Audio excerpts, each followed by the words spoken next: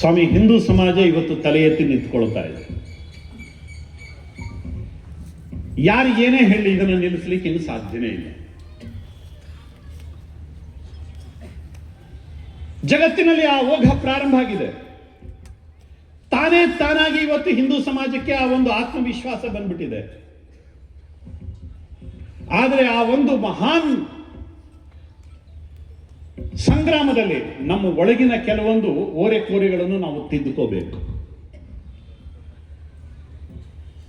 ಶಕ್ತಿಗೆ ಮತ್ತಷ್ಟು ಪುಷ್ಟಿಯನ್ನು ಕೊಡಬೇಕು. ನಾವು ನಮ್ಮಲ್ಲಿರ್ತಕ್ಕಂಥ ಜಾತಿ ವ್ಯವಸ್ಥೆ ಯಾವತ್ತೂ ಕೂಡ ನಮ್ಮ ಧರ್ಮಶಾಸ್ತ್ರದಲ್ಲಿ ಜಾತಿಯ ಬಗ್ಗೆ ಉಲ್ಲೇಖವೇ ಆಗಿರಲಿಲ್ಲ. ಯಾರಾದರೂ ಪಂಡಿತರಿದ್ರೆ ನನ್ನ ಎದುರುಗಡೆ ಬರಲಿ. ಜಗತ್ತಿನ ಯಾವುದೇ ಗ್ರಂಥಗಳಲ್ಲಿ, ಹಿಂದೂ ಧರ್ಮ ಗ್ರಂಥಗಳಲ್ಲಿ ಜಾತಿಯ ಬಗ್ಗೆ ಉಲ್ಲೇಖವನ್ನೇ ಮಾಡಿಲ್ಲ.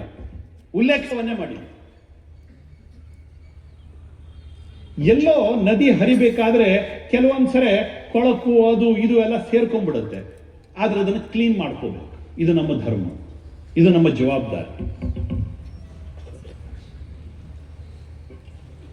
ಮನೆಯಲ್ಲಿ ನೀವು ದೇವರ ಕೋಣೆಯನ್ನು ದಿವಸ ಕ್ಲೀನ್ ಮಾಡ್ತಿರೋ ಇಲ್ಲೋ ಗೊತ್ತಿಲ್ಲ, ಆದ್ರೆ ಬಾತ್ರೂಮ್ ಅನ್ನು ಮಾತ್ರ ದಿವಸನೂ ಕ್ಲೀನ್ ಮಾಡಬೇಕು.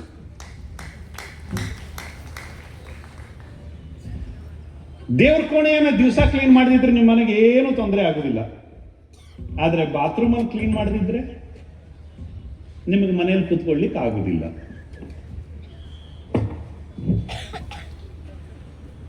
ಈ ಸಮಾಜವೇ ಹೀಗೆ. ನೀವು ಎಷ್ಟೇ ಒಳ್ಳೆಯದನ್ನು ಮಾಡ್ತಾ ಹೋಗಿ, ಮಧ್ಯದಲ್ಲಿ ಕೆಲವು ಮಂದಿ ಇರ್ತಾರೆ, ಕಟ್ ರೂಟ್ ಹುಡುಕ್ತಾ ಇರ್ತಾರೆ. ಅಲ್ಲಿ ಓರೆಕೋರೆಗಳನ್ನೇ, ಸಂಧಿಗೊಂದಲದ ದಾರಿಯನ್ನೇ ಹುಡುಕ್ತಾ ಇರ್ತಾರೆ. ಸ್ವಾಭಾವಿಕವಾಗಿ ಮನುಷ್ಯನ ಮನಸ್ಸು ವಿಕಾರಗಳತ್ತನೇ ತಿರುಗತ್ತೆ. ಹೆದ್ದಾರಿಯಲ್ಲಿ ಹೋಗಬೇಕು ಅಂತ ಎಷ್ಟೋ ಸರಿ ಅನ್ಸುವುದೇ ಇಲ್ಲ. ಮತ್ತೊಂದು ಸಣ್ಣ ಕಟ್ ರೂಟ್ ಇದ್ರೆ ಅದನ್ನೇ ತಗೊಂಡು ಹೋಗೋಣ ಅಂತ ಅನ್ಸುತ್ತೆ. ಇದು ಮನುಷ್ಯನ ಸ್ವಭಾವ. ಹೆದ್ದಾರಿ ಇಲ್ಲ ಅಂತಲ್ಲ, ಹೆದ್ದಾರಿ ಇದೆ, ಆದ್ರೆ ಹೆದ್ದಾರಿಯಲ್ಲಿ ಹೋಗ್ಬೇಕು ಅಂತ ಅನ್ಸುದಿಲ್ಲ. ಯಾಕೆ? ಸ್ವಲ್ಪ ಸುತ್ತಾಗತ್ತೆ, ಅದಕ್ಕೋಸ್ಕರ ಇಲ್ಲೇ ಹೋಗ್ಬೇಡ. ಇಂತಹ ಸಣ್ಣ ಪುಟ್ಟ ಓರೆಕೋರೆಗಳನ್ನ ನಾವು ತಿದ್ದುಕೊಳ್ಳೇಬೇಕು. ಎಷ್ಟೋ ಸರಿ ನೋಡ್ತೀವಿ ನಾವು, ಜಾತಿಯ ಸಮಾವೇಶ ನಡೆಯುತ್ತೆ. ಎಲ್ಲ ಜಾತಿಗಳಲ್ಲೂ ಇತ್ತೀಚೆಗೆ ಅದೊಂದು ಫ್ಯಾಷನ್ ಆಗ್ಬಿಟ್ಟಿದೆ. ಕ್ರಿಕೆಟ್ ಮ್ಯಾಚ್ ನಡೆಯುತ್ತೆ, ವಾಲಿಬಾಲ್ ಮ್ಯಾಚ್ ನಡೆಯುತ್ತೆ, ಎಲ್ಲ ನಡೆಯುತ್ತೆ. ಸ್ವಾಮಿ, ನನ್ನನ್ನು ನೀವು ತಪ್ಪು ಅಂತ ಹೇಳಿ ತೊಂದರೆ ಇಲ್ಲ, ನನಗೆ ಬೇಸರವೇ ಇಲ್ಲ. ನಮ್ಮ ಸಮಾಜದ ಸಮಾವೇಶಗಳಲ್ಲಿ ಬೇರೆ ಸಮಾಜದ ಪ್ರತಿಭೆಗಳನ್ನು ಕರೆದು ಗೌರವ ಕೊಡ್ತೀವ, ಆಗ ಈ ಸಮಾಜಕ್ಕೂ ಧನ್ಯತೆ. ನಮ್ಮ ಸಮಾಜದವ್ರನ್ನ ಬೇರೆ ಸಮಾಜದವ್ರು ಕರೆದ್ರು, ಆ ಸಮಾಜದವ್ರು ಮತ್ತೊಂದು ಸಮಾಜದವ್ರನ್ನ ಕರೆದ್ರು, ಅದೊಂದು ನಿತ್ಯೋತ್ಸವ ಆಗತ್ತೆ ಕಣ್ರಿ, ನಿತ್ಯೋತ್ಸವ ಆಗತ್ತೆ. ನನ್ನ ಮನೆ ಜನರನ್ನ ನಾನೇ ಕರೆದು ಸನ್ಮಾನ ಮಾಡೋದು ಶ್ರೇಷ್ಠವೋ ಅಥವಾ ಬೇರೆಯವ್ರನ್ನ ಕರೆದು ಸನ್ಮಾನ ಮಾಡೋದು ಶ್ರೇಷ್ಠವೋ? ನನ್ನ ಮನೆಯಲ್ಲಿ ನಾನೇ 4 ಜನ ಸೇರ್ಕೊಂಡು ಹಬ್ಬ ಮಾಡೋದು ಒಳ್ಳೇದು ಅಥವಾ ಊರಿನ ಜನ ಎಲ್ಲ ಸೇರ್ಕೊಂಡು ಹಬ್ಬ ಮಾಡೋದು ಒಳ್ಳೇದು? ಯಾವುದರಲ್ಲಿ ತೃಪ್ತಿ ಇದೆ? ಹೌದು, ಎಲ್ಲರಿಗೂ ಬೇಕು ಜಾತಿ, ಇರ್ಲಿ, ಅವ್ರವ್ರ ಪಾಡಿಗೆ ಅದರಲ್ಲಿ ಇರಲಿ. ಆದರೆ ಸಮಾಜದ ಅಭಿವ್ಯಕ್ತತೆಯ ಸಮಯ ಬಂದಾಗ ನಾವೆಲ್ಲರೂ ಒಟ್ಟಾಗಿ ಒಂದಾಗಿ ನಿಲ್ಲಬೇಕು ಅಂತಕ್ಕಂಥ ಸಂಕಲ್ಪ ಮಾಡಬೇಕಾದಂಥವ್ರು ಯಾರು? ಇದು ಯೋಚನೆಗೆ ಬಿಟ್ಟಿರ್ತಕ್ಕಂಥ ವಿಚಾರ. ಈ ತರ ವೇದಿಕೆಗಳಲ್ಲಿ ಹೌದು ಹೌದು ಅಂತ ತಲೆಯಲ್ಲಿ ಗಾಡಿಸ್ಬಿಡ್ತೀವಿ, ಆದ್ರೆ ಅಲ್ಲಿ ಹೋದ ತಕ್ಷಣವೇ ಜಾತಿಯ ಹುಳ ತಲೆಯಲ್ಲಿ ತಿಂತಾನೆ ಇರುತ್ತೆ. ಬಹುತೇಕ ಅದಕ್ಕಿಂತಲೂ ವಿಷದ ಚಿಂತನೆ ಮತ್ತೆ ಒಂದು ಯಾವುದೂ ಇರಲಿಕ್ಕಿಲ್ಲ. ಅದಕ್ಕಿಂತಲೂ ದೊಡ್ಡ ಅಪಾಯ ಮಾತು ಯಾವುದು ಕೂಡ ಇರಲಿಕ್ಕಿಲ್ಲ. ನಮ್ಮನ್ನ ಕೊಂದಿದ್ದು ಇದೇ ರೀತಿಯ ಸಣ್ಣ ಸಣ್ಣ ಯೋಚನೆಗಳೇ. ಮುಸಲ್ಮಾನರು ನಮ್ಮನ್ನು ಏನು ಮಾಡ್ಲಿಕ್ಕೆ ಆಗಿರಲಿಲ್ಲ, ಕ್ರಿಶ್ಚಿಯನ್ರು ಕೂಡ ನಮ್ಮನ್ನು ಏನು ಮಾಡ್ಲಿಕ್ಕೆ ಆಗಿರಲಿಲ್ಲ. ಆದ್ರೆ ಜಯಚಂದನೇ ನಮ್ಮ ಸಮಾಜವನ್ನು ಒಡೆದದ್ದು. ಮಲ್ಲಪ್ಪ ಶೆಟ್ಟಿಯೇ ಕಿತ್ತೂರು ಚೆನ್ನಮ್ಮನನ್ನು ಸೋಲಿಸಿದ್ದು. ಠಾಕರೆ ಬ್ರಿಟಿಷರು ಕಿತ್ತೂರು ರಾಣಿ ಚೆನ್ನಮ್ಮನನ್ನು ಸೋಲಿಸಿಲ್ಲ, ಮಲ್ಲಪ್ಪ ಶೆಟ್ಟಿ ಸೋಲಿಸಿದ. ಜಯಚಂದ್ ಸೋಲಿಸಿದ, ಮುಸಲ್ಮಾನರ ನಮ್ಮನ್ನು ಸೋಲಿಸಿಲ್ಲ. ನಮಗೆ ಕನ್ನ ಹೊಡೆದಿರತಕ್ಕಂಥವ್ರು ನಮ್ಮವರೇ. ಖಂಡಿತವಾಗಿ ಆ ಜಯಚಂದನ ಪರಂಪರೆ ನಮ್ದಾಗಬಾರದು. ರಾಣಾ ಪ್ರತಾಪನ ಪರಂಪರೆ ಆಗಬೇಕು, ಶಿವಾಜಿಯ ಪರಂಪರೆ ಆಗಬೇಕು, ಲಲಿತಾದಿತ್ಯನ ಪರಂಪರೆ ಆಗಬೇಕು, ಛತ್ರಸಾಲನ ಪರಂಪರೆ ಆಗಬೇಕು. ವಿಜಯನಗರದ ಸಾಮ್ರಾಜ್ಯದ ಪರಂಪರೆ ನಮ್ಮದಾಗಲಿ.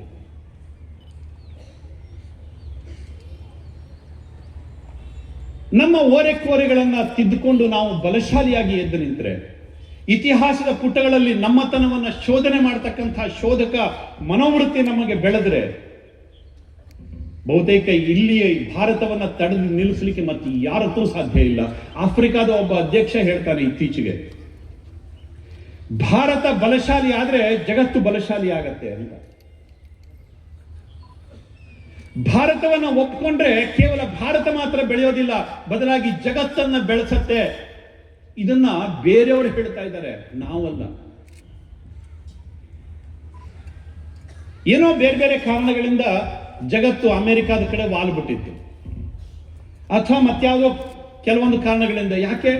ಒಂದು ಸರಿಯಾದಂತಹ ಆರೋಗ್ಯಕರವಾಗಿರತಕ್ಕಂಥ ಧನಾತ್ಮಕವಾಗಿರತಕ್ಕಂಥ ಕೇಂದ್ರ ಅವರಿಗೆ ಇರಲೇ ಇಲ್ಲ.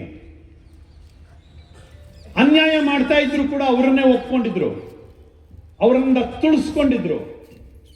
ಇವತ್ತು ಭಾರತ ಎದ್ದು ನಿಲ್ತಾ ಇದೆ, ಅದಕ್ಕೆ ಒಬ್ಬೊಬ್ಬರೇ ಇವತ್ತು ನಮ್ಮ ಜೊತೆಗೆ ಬರ್ತಾ ಇದ್ದಾರೆ. ಅವರು ಹೇಳ್ತಾ ಇದ್ದಾರೆ, ಭಾರತ ಬಲಶಾಲಿ ಆದ್ರೆ ಜಗತ್ತಿಗೆ ಅಪಾಯ ಇಲ್ಲ, ಜಗತ್ತಿಗೆ ಸುಖ ನೆಮ್ಮದಿ ಶಾಂತಿ ಸಿಗಬೇಕು ಅಂತಂದ್ರೆ ಭಾರತದಿಂದ ಮಾತ್ರ ಅಂತ.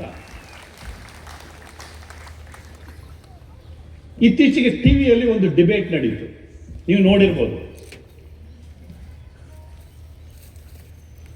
ಕಪಿಲ್ ಸಿಬಲ್ ಮತ್ತು ಶಶಿ ತರೂರ್, ಬಿಜೆಪಿ ಅವರು ಇಲ್ಲ ಇದರಲ್ಲಿ.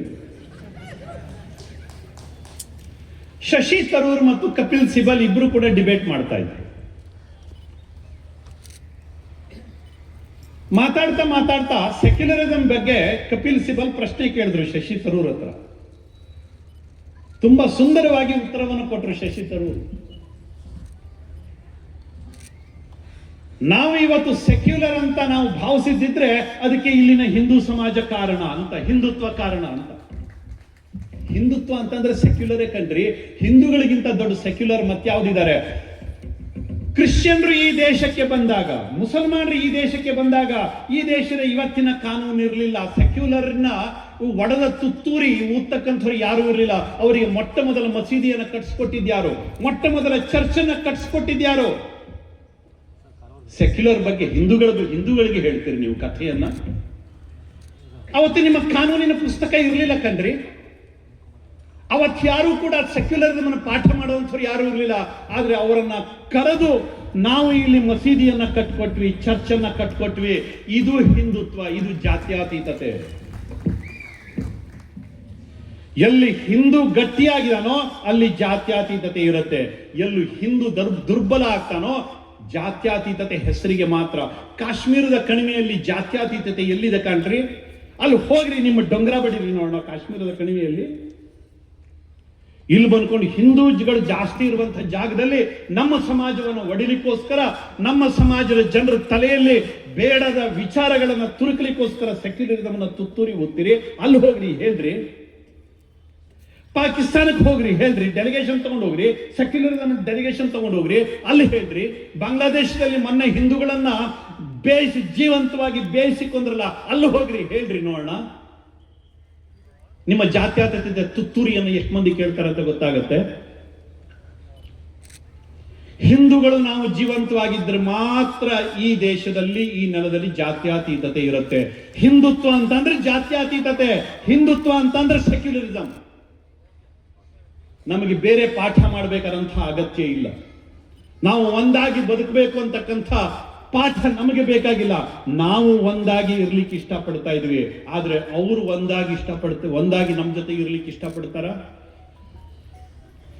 ಜಗತ್ತಿಗೆ ಶಾಂತಿ ಸಹಬಾಳ್ವೆಯ ಮಾತನ್ನ ಹೇಳಿದ್ದು ನಾವು, ಸಂದೇಶವನ್ನು ಕೊಟ್ಟಿದ್ದು ನಾವು. ಜಗತ್ತಿನಲ್ಲಿ ಕತ್ತಿ ತಗೊಂಡು ಬಂದು ಧರ್ಮವನ್ನ ತಲೆ ಮೇಲೆ ಹೇರಿದ್ದು ಅವರು.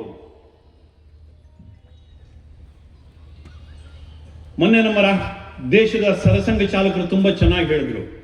ಇಸ್ಲಾಂ ಅಂತ ಅಂದ್ರೆ ಶಾಂತಿಯ ಧರ್ಮ ಅಂತ ಕರೀತಾರೆ. ಶಾಂತಿ ಎಲ್ಲಿದೆ ಅಲ್ಲಿ ಅಂತ? ಯಾವ ಇಸ್ಲಾಮಿಕ್ ದೇಶದಲ್ಲಿ ಶಾಂತಿ ಇದೆ?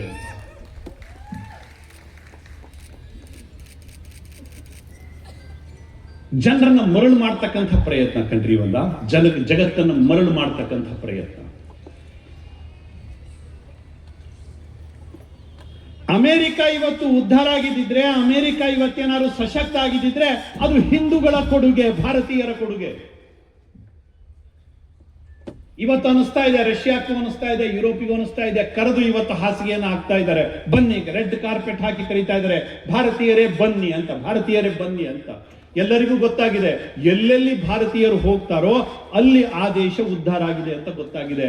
ಯಾರು ಕೂಡ ಬೇರೆಯವರೆಲ್ಲ ಕಣ್ರಿ, ಅಲ್ಲೆಲ್ಲ ಹೋಗಿ ಆ ದೇಶವನ್ನು ಕಟ್ಟಿರ್ತಕ್ಕಂಥವ್ರು ಹಿಂದೂಗಳೇ.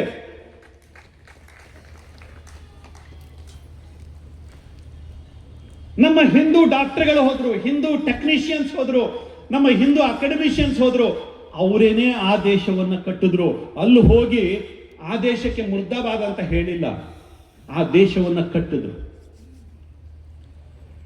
ಅವರು ವಾಸಿಸ್ತಾ ಇರತಕ್ಕಂತಹ ನೆಲವನ್ನೇ ತಾಯಿ ಅಂತ ಗೌರವ ಕೊಟ್ಟರು.